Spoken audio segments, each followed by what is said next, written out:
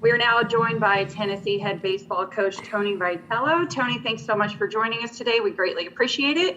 If you could give us a brief opening statement about making it to Omaha, then we will go with questions from the media. Yeah, obviously this is the place to be this time of year. It's like the Ibiza of college baseball. They do it upright, and it's been drawn out into an even bigger event since the new building of the new stadium. And I know our guys are excited as any team to be here. Eventually, we'll all get down to business, but the pageantry and everything that comes with being here is certainly phenomenal. Thank you, Coach. We'll go to questions now. Our first question comes from Troy. Troy, please go ahead. Hey, Tony. Trip over here from the Daily Times. I know you talked yesterday about the home runs that y'all hit in terms of transferring that to Omaha, but on the flip side of that, how much do you think it benefits your pitchers that have kind of maybe seemingly the only runs they give up are home runs? How much do you think it benefits them to play in a bigger park and kind of being able to pitch in a bigger park like that? No, I definitely think it does. It's incentive to throw strikes, and one of our guys, our guys on the mound, their brand name is to try and attack, and you get rewarded when you do throw strikes.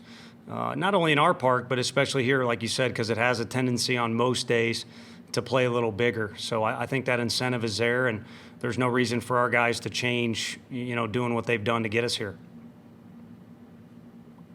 Our next question comes from Ben. Ben, please go ahead.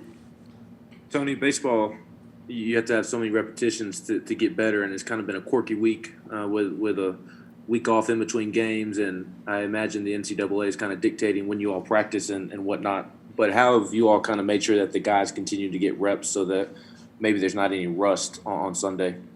Well, I think it started with we crammed in a lot on Monday and Tuesday and Wednesday before we got on a flight. So we were able to kind of regroup, get organized, and get back into routines starting with Monday.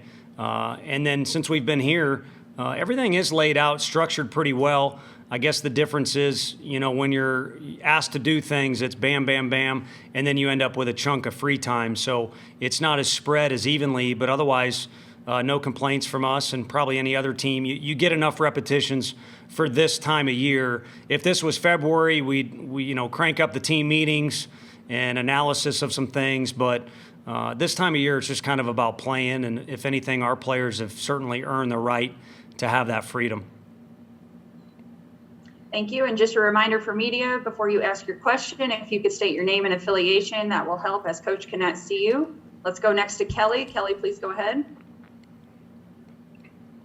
Hey, Tony, Kelly Ann Stitz with WATE TV in Knoxville. Congratulations on being named Coach of the Year by two different organizations. What does that honor mean to you? Thank you.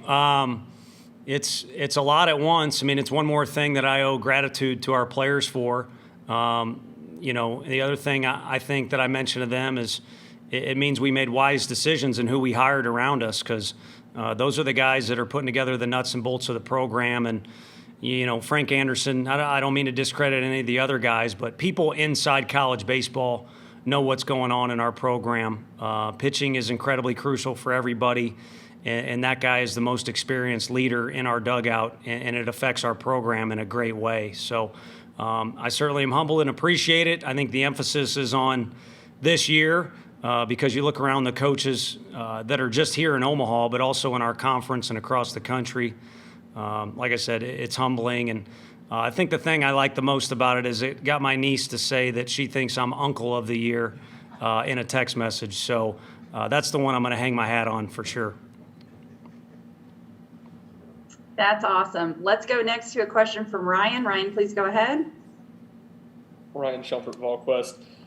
Obviously, it's going to be hard when you get to Omaha, no matter who's there. But with three programs that have been no stranger to making the College World Series, do you kind of revel in that opportunity to compete against the big programs across the country? Yeah, I think that's why our kids selected to come to our place. They wanted to compete in the SEC, which is find out what you can do against the best. And then a lot of it, too, was, coming to Tennessee and trying to, revitalize the program.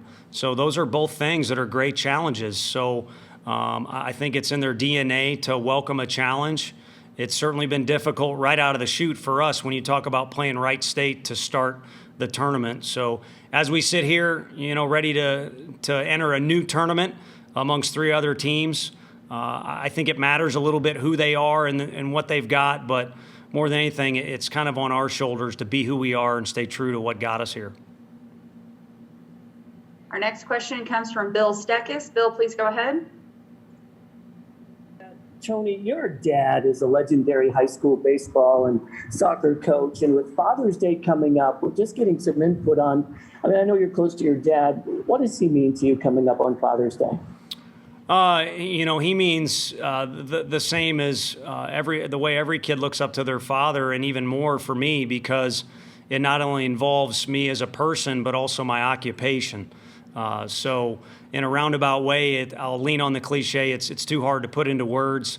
But I am a believer in karma. When I grew up, I watched, legendary coaches like Augie Garrido come here multiple times. And I know he was a guy that was certainly into karma and things, work in a certain way. And it's just crazy that, we're here for the first time and it's going to land on Father's Day. So I'll cherish it when I get out of bed in the morning. Maybe it's a little extra incentive to get a win, but regardless of how things go, it'll be great to know he's in the stands, and it'll be a pleasure to hook up with not only he, but the rest of my family after the game. Yeah. Let's go next to Robbie. Robbie, go ahead. Hey, Tony, Robbie Falk from the Starkville, Mississippi Daily News. I was curious your thoughts on, first of all, the Evan Russell this year and what he's meant to your team, but also how he's developed in your time there and how much better he's gotten over the last couple of years. Yeah, it's a pride point for us because, when he first stepped on campus, we had just gotten the job. You're trying to analyze what you have, what you don't have. And to be honest, we didn't think we had much there with Evan.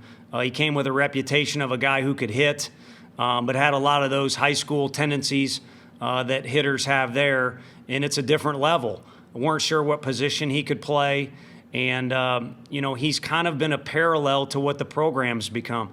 Just get a little bit better each day, and that's what he's done in a bunch of different facets of the game. And now he's a centerpiece of the locker room. He's a centerpiece of the lineup, and a guy who we thought did not have a position. I've got video that's comical of him trying to catch his first fall for us, then move to the infield, then move to the outfield. He's become a plus defender and has really made a difference in some of our games with his glove and his arm. So he's a guy we can point to, whether it be recruiting or for fans. He's not the most important one, and he's not the only one that fits this billing, but he is kind of the ultimate vol as it relates to the baseball program. We have time for a few more questions. Let's go next to Wes. Wes, go ahead. Wes Rucker with 24/7 Sports. Tony, the last question sort of was kind of what I was going to ask in some way, so I'll rephrase it a little bit. When you got this job a few years ago and you walk in and there's guys like, Russell, Lipsius, Hunley, Walsh, they're there. If someone had told you then you're going to be in Omaha in 4 years and these guys are going to kind of be linchpins of your team, would you have believed that? I don't know. I'm trying to put myself in that scenario. I think my first answer would have been slow down. I don't even know where I'm going to live yet. So it was a whirlwind for a couple years, and because of the pandemic, I guess here we are in year 4. But without year 3 being completed, it's a little bit of disorientation. So dating back to that, my analysis, and I'm just being honest. People may disagree. I may be wrong, but Coach Delmonico was a legend at University of Tennessee. He made it to this city several times.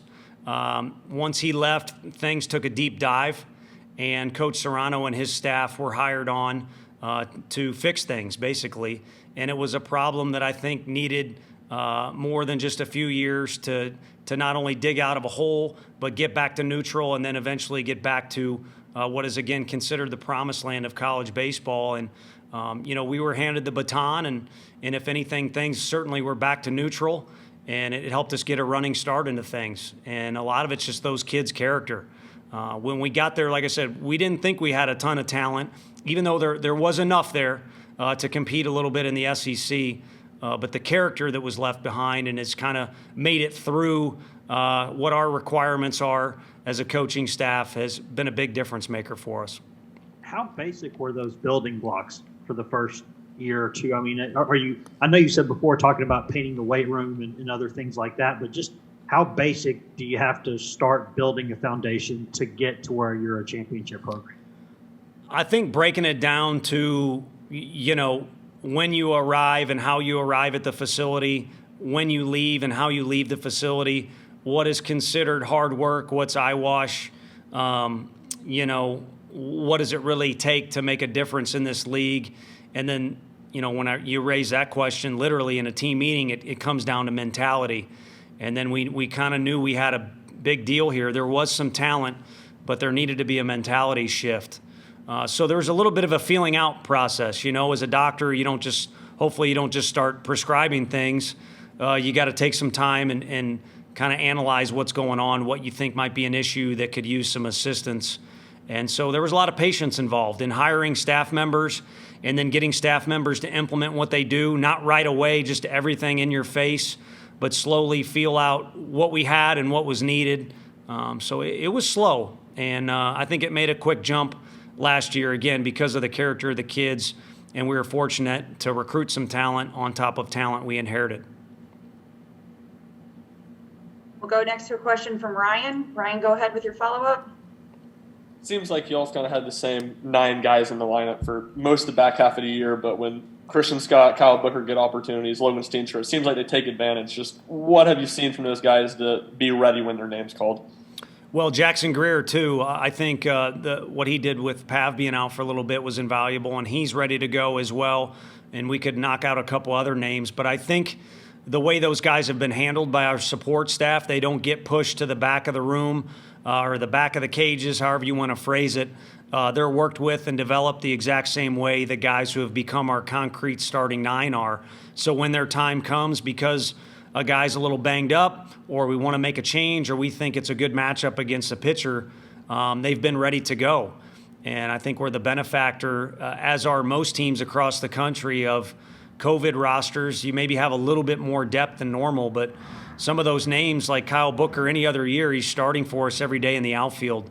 So it's a combination of things, but we're blessed to have some depth on the mound as well as in the dugout with position guys. Are there any further questions for Coach? I'm not seeing any raised hands. So, Coach, we really appreciate you taking the time to meet with us today and wish you the best of luck. My pleasure. Thank you.